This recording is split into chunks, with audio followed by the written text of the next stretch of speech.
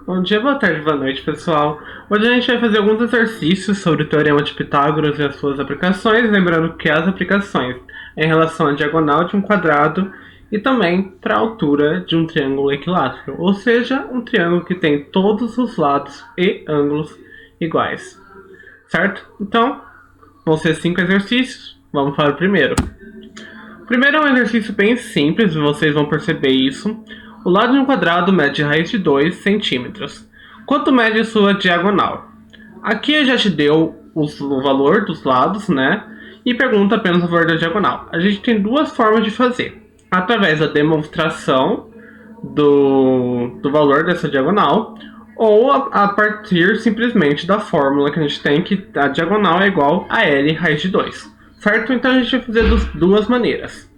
Certo? Então, pelo triângulo ABC, certo? Que eu cortei esse quadrado a partir da diagonal e formou um triângulo ABC retângulo em C, certo? Em que a nossa diagonal D, que é o que a gente quer saber, é a nossa hipotenusa e os lados são os nossos catetos, certo? Portanto, pelo triângulo ABC, o teorema de Pitágoras, temos que diagonal ao quadrado vai ser igual ao lado ao quadrado mais o lado ao quadrado. Portanto, a diagonal ao quadrado vai ser igual a raiz de 2 ao quadrado mais raiz de 2 ao quadrado. Raiz de 2 ao quadrado é igual a 2. Então, 2 mais 2, a diagonal ao quadrado vai ser igual a 4. Raiz de 4 é igual a 2, então a diagonal tem valor igual a 2. Mas, como a gente sabe, a fórmula da diagonal de um quadrado daria para a gente usar simplesmente a fórmula da diagonal. Então, o segundo método é exatamente esse. Através da fórmula de diagonal do quadrado, a gente tem que a diagonal é igual a L vezes raiz de 2. Portanto, a diagonal vai ser raiz de 2 vezes raiz de 2. Raiz de 2 vezes raiz de 2, raiz de 2 ao quadrado. Raiz de 2 ao quadrado é igual a 2. Portanto, a diagonal desse quadrado é igual a 2 centímetros. Certo? Um exercício bem simples, apenas para a gente utilizar essa diagonal de um quadrado. Certo? O segundo exercício vai ser basicamente a mesma coisa, mas para um triângulo equilátero, para a gente calcular a altura desse triângulo. Determine a altura de um triângulo equilátero que possui perímetro igual a 30 centímetros. Qual a dificuldade? É importante a gente saber qual é o conceito de perímetro. Perímetro é a soma dos valores do lado de uma figura plana, certo? Nesse caso, a gente tem que os lados são iguais, todos com valor denominado L, certo? Então o que a gente tem? Que o perímetro vai ser igual a L mais L mais L. Portanto, o perímetro vai ser igual a 3 vezes L. E a gente sabe que o perímetro tem um valor de 30. Então 30 vai ser igual a 3L. O 3 está multiplicando L, vai para o outro lado dividindo. Então, cada lado desse triângulo equilátero vale 10 centímetros. Como a gente sabe o valor do lado, automaticamente pela fórmula da altura do triângulo equilátero, que é H é igual a L vezes raiz de 3 sobre 2. Como L vale 10, temos que a altura desse triângulo equilátero vai ser igual a 10 vezes raiz de 3 sobre 2. 10 sobre 2 é 5, 10 dividido por 2. Então, a altura vai ser igual a 5 raiz de 3. No entanto, ele fala para utilizar o valor de raiz de 3 como 1,7. Então, a altura, consequentemente, vai ser igual a 5 vezes 1,7, que é 8,5 centímetros, certo? Então, um triângulo equilátero de lados equivalentes a 10 tem altura igual a 8,5 aproximadamente, certo? Porque a gente usou o valor de raiz de 3 igual a 1,7, porque não é um valor exato. Então, nesse exercício, a altura vale 8,5 centímetros. Vamos para o terceiro exercício. Agora a gente vai fazer exercícios que usam o Teorema de Pitágoras como a chave para esse exercício começar e conseguir ser resolvido, certo? Então não vai ser exercício apenas para utilizar o teorema, vai ser um exercício que vocês vão perceber que sem o teorema vocês não conseguiriam resolver, para mostrar a importância de saber utilizar essa ferramenta matemática muito bem. Então vamos lá. Na figura, o triângulo ABC é retângulo em A, ou seja, no vértice A gente tem um ângulo igual a 90 graus, que é um ângulo reto. Sabendo-se que a distância, que o segmento AD é igual a 2, CD igual a 8 e BD igual a 5, qual é a medida do lado BC? Ok, a gente tem a figura aqui. O triângulo maior, o triângulo retângulo maior, é o triângulo ABC, em que a gente tem um lado que vale 10, certo? Porque o lado AC é dividido em dois segmentos, um que vale 2 e o outro que vale 8. Somando-se os dois, 2 mais 8 é igual a 10. Um segmento BC que vale X e um segmento AB que a gente não faz nem ideia da medida. Então vamos denominá-la como Y, certo? E a gente tem um outro triângulo, um triângulo menor, também retângulo, que é o triângulo ABD, que eles têm duas medidas e um Y faltando, certo?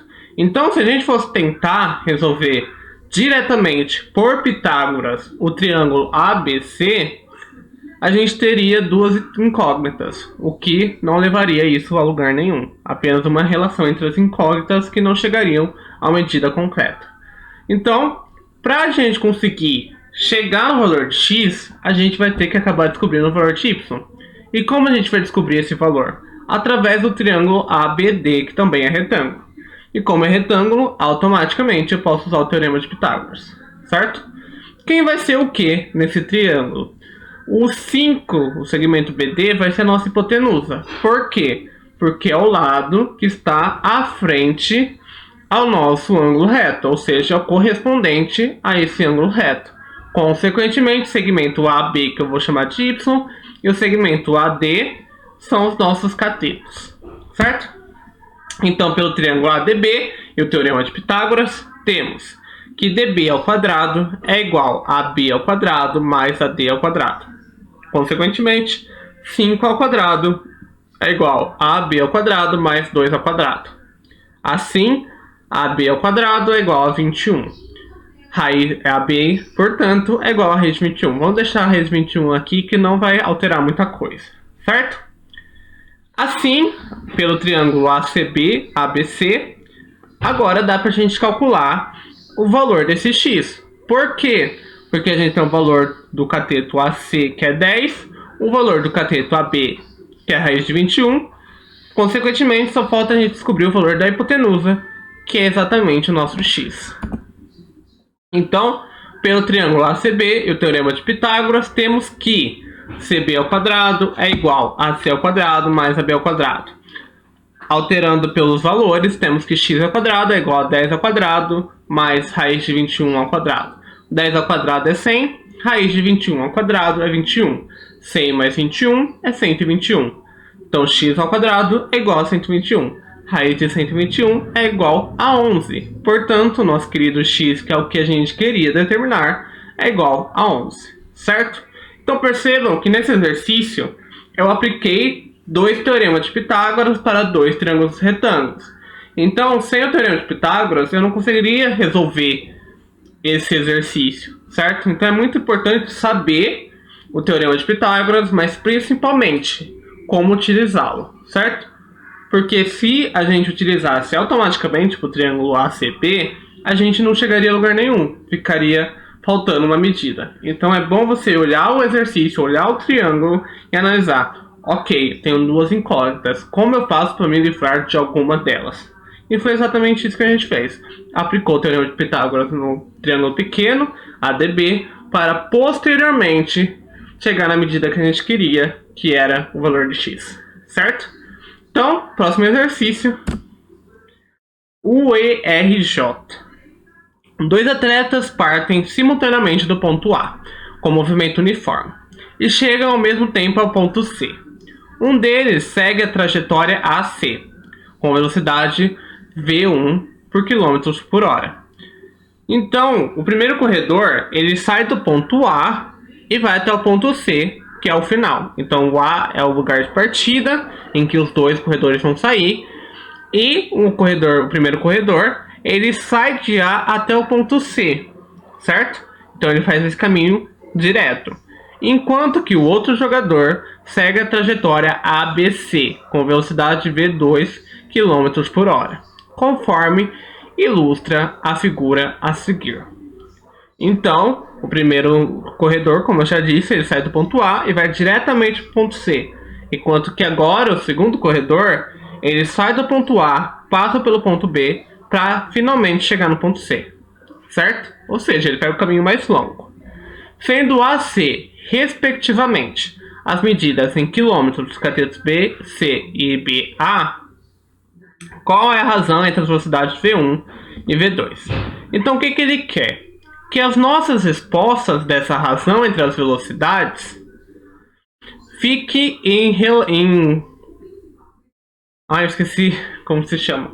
Fique dependendo de A e de C, certo? Então, fique dependendo da distância A e da distância C, certo? Que são os dois catetos desse triângulo retângulo formado, certo? Então, ele quer que você tire essa hipotenusa de canto.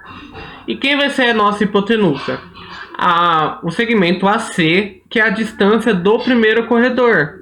É importante analisar isso. Então, primeiro vamos chegar na velocidade V1 em relação à distância A e C. O corredor 1 com velocidade V1 e tempo x. Só para relembrar, velocidade média em geral é a velocidade.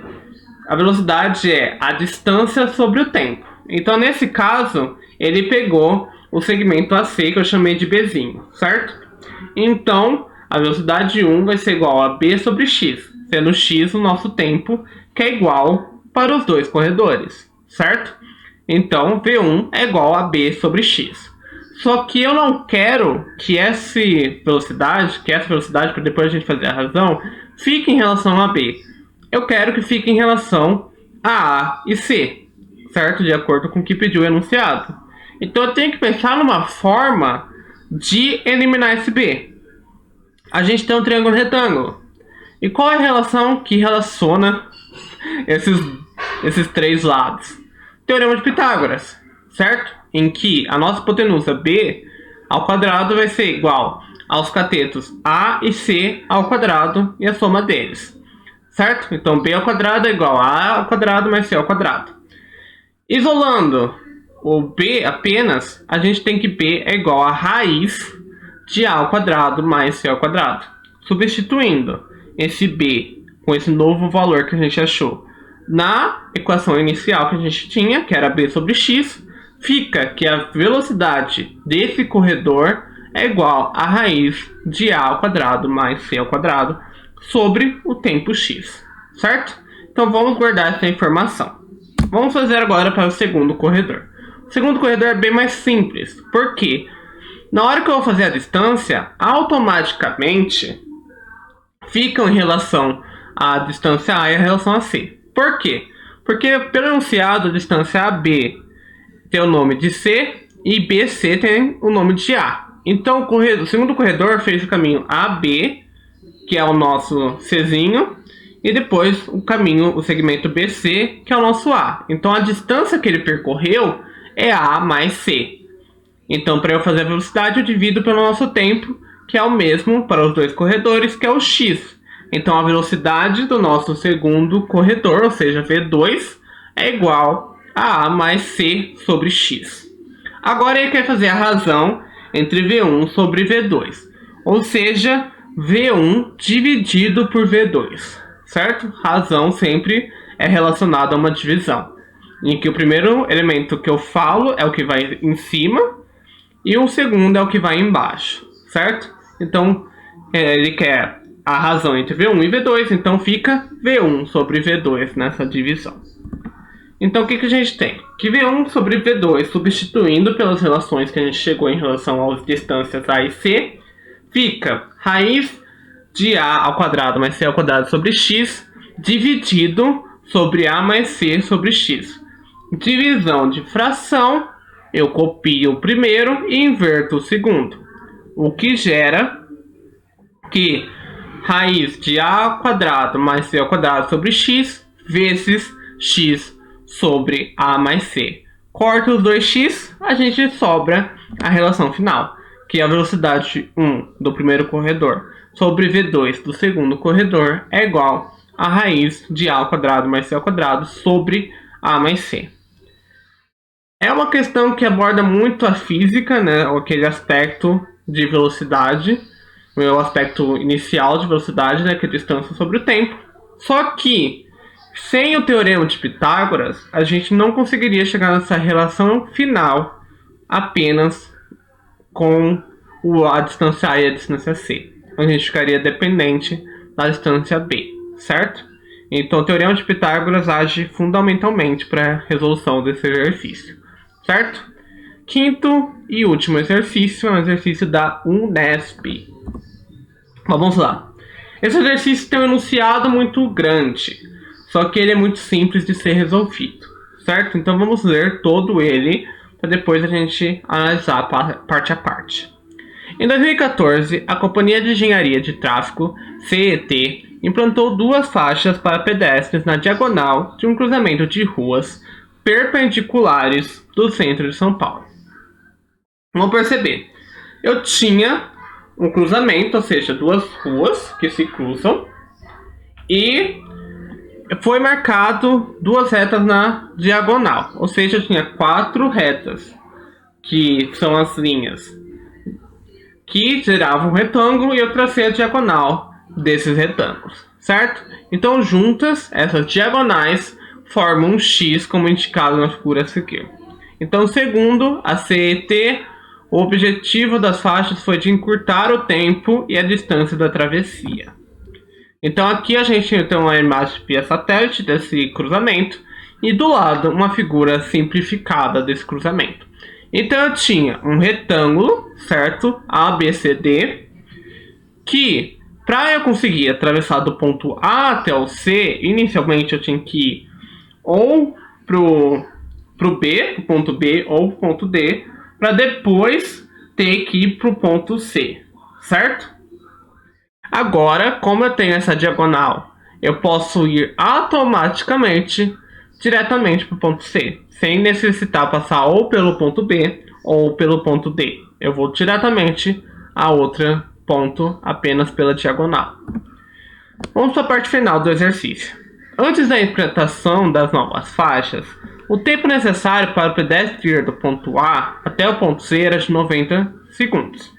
E distribuía-se do seguinte modo: 40 segundos para atravessar AB com velocidade V, 20 segundos esperando o sinal verde de pedestre para iniciar a travessia BC e 30 segundos para atravessar BC, também com velocidade média V. Ok, o que a gente tem que analisar? Que ele demorava 40 segundos para ir de A até B, certo? Então, para atravessar o segmento AB, ele demorava 40 segundos. Considerando que essa medida vai ser o valor que a gente vai usar, então de A a B a gente gastou 40 segundos. A gente fica 20 segundos parados, que é o que a gente vai desconsiderar desses 90 segundos, certo? Porque não vai entrar no valor da travessia, que é o que importa pra gente. Vai apenas um dado a mais. E 30 segundos para atravessar a BC. Ou seja,